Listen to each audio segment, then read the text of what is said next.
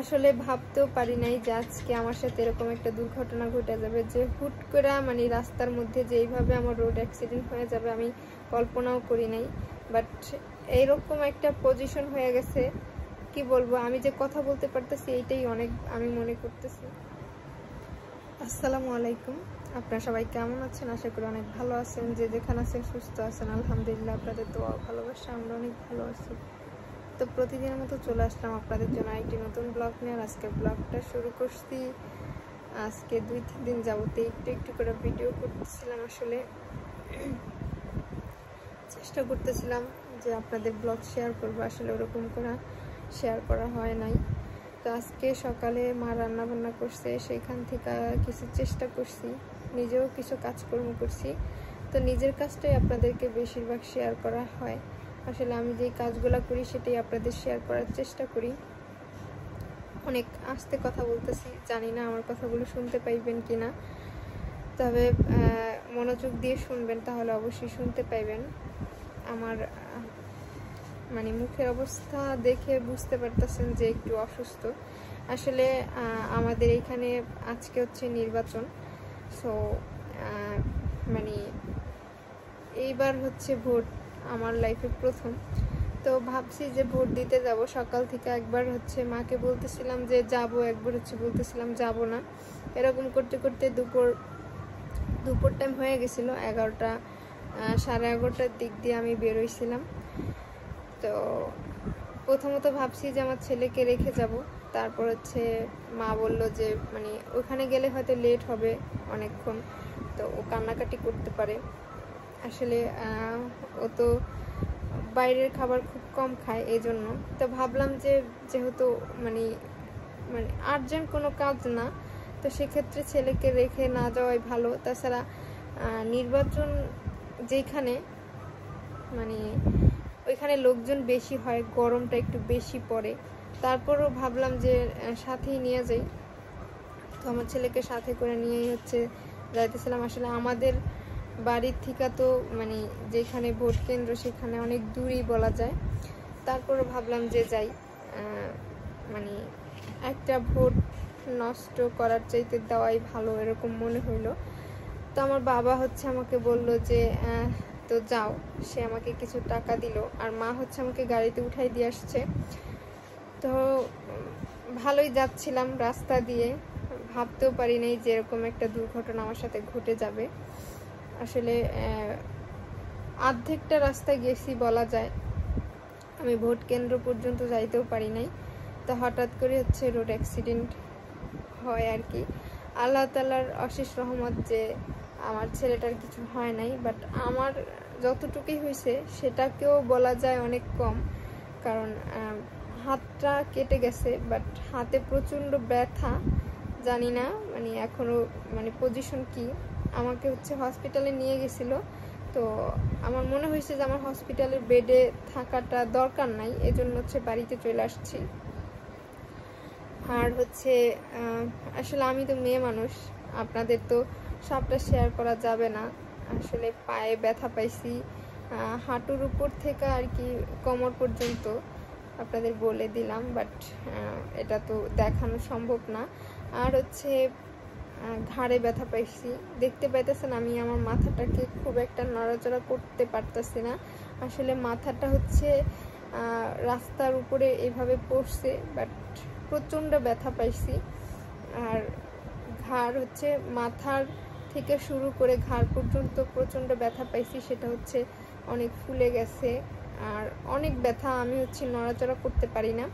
তো সব ডিটেলসে বলেই হচ্ছে হসপিটাল থেকে ডাক্তার দেখাইয়া ওষুধ নিয়ে আসছি। আর হচ্ছে আমার বাম হাতটা এটা হচ্ছে ছিলে কাটে গেছে, একটু রক্ত বেরোইছে। আসলে কি পরিমাণ রক্ত বেরোইছে সেটা তো আর দেখানো সম্ভব না, যদি পারি অন্য সময় আপনাদের সাথে শেয়ার করব। তো সবাই দোয়া করবেন আমার জন্য, যেন আমি তাড়াতাড়ি সুস্থ হয়ে যাই। আমার মানে সবচেয়ে বেশি ভালো লাগছে যে আমার ছেলের কোনো কিছু হয় না। আসলে আমি হচ্ছি আমার ছেলেকে মানে জড়াই ধরে রাখছিলাম, তো ওইভাবেই ও আমার বুকের উপরেই ছিল, মানে যা ব্যথা পাওয়ার যা যাওয়ার সব আমার উপর দিয়ে গেছে, আমার ছেলের কিছু হয় নাই। বাট আমার মানে যে কন্ডিশন, প্রচণ্ড ব্যথা হয়ে যাইতেছে এখন। যদিও আমি দুপুর টাইমে ওষুধ খেয়ে ফেলছি, ব্যথার যেই ওষুধগুলো দেওয়া হয়েছে, একটা মলম দেওয়া হয়েছিল সেটা খুঁজে পায়নি, বাবা বলছে যে নিয়ে আসবে। তাদের সবার কাছে দোয়া প্রার্থনা করছি, আপনারা সবাই দোয়া করবেন যেন তাড়াতাড়ি সুস্থ হয়ে যাই, আর বিপদ আপদ থেকে যেন সবসময় দূরে থাকি। আসলে কল্পনাও করিনি এরকম একটা কাজ আমার সাথে ঘটে যাবে। যাই হোক, যতটুকু পারতেছি আপনাদের সাথে শেয়ার করব, আশা করতেছি আপনাদের ভালো লাগবে। আর আমার জন্য অবশ্যই দোয়া করবেন। আমার ফ্যামিলি বলেন, আমার শ্বশুরবাড়ির ফ্যামিলি বলেন, সকলের জন্যই দোয়া করবেন যেন সবাই নিরাপদে থাকে, বিপদ থেকে দূরে থাকে। এই যে কি হয়েছে নানু? ও নানু, এই যে নানু, নানু দাদা এই যে না এই যে কার কাছে কইছো? এই যে কাছে তো অনেক কইছো। মারো কে?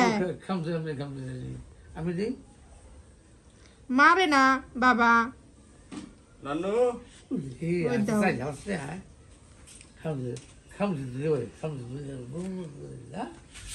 দাদা ও নানু, দাদা কই নেন নানু, ও নানু, খামছে দে তুয়া নানু কো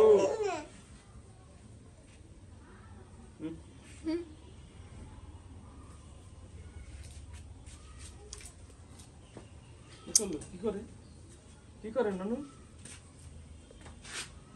ও নানু, নানু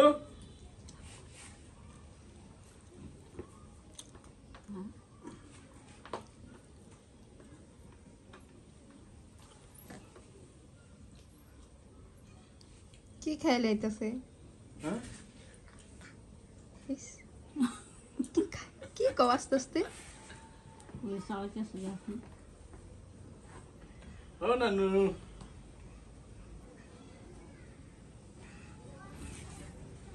অঙ্কর না ব্যথা পায় না, ব্যথা আল্লাহ ব্যথা পায় দাদা ভাই। যা ব্যথা ব্যথা দাদি দাদি কান্দে কান্দে কান্দে ব্যথা না না কান্দে কান্দে আল্লাহ বাবা ব্যথা পায় দাদা ভাই, ব্যথা পায়। কান্দো ধরো না নানু, কান্দো ধরো না ই, কি কান্দো কান্দো না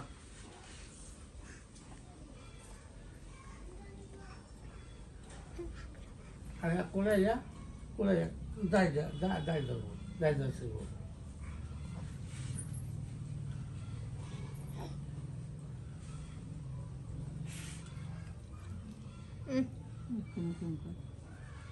পরে যাও পাড়া যে প্রেম করে পরে যাবা পরে যাবো না ভাই, পরে যাবা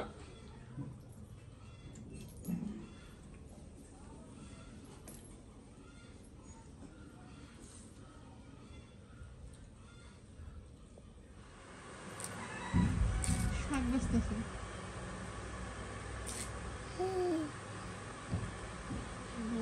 কি করো বাবা?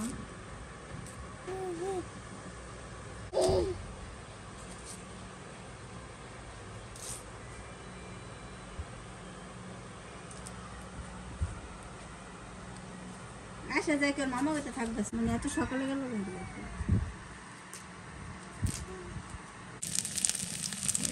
মা রান্না করতেছিল, আমি একটু আসতাম।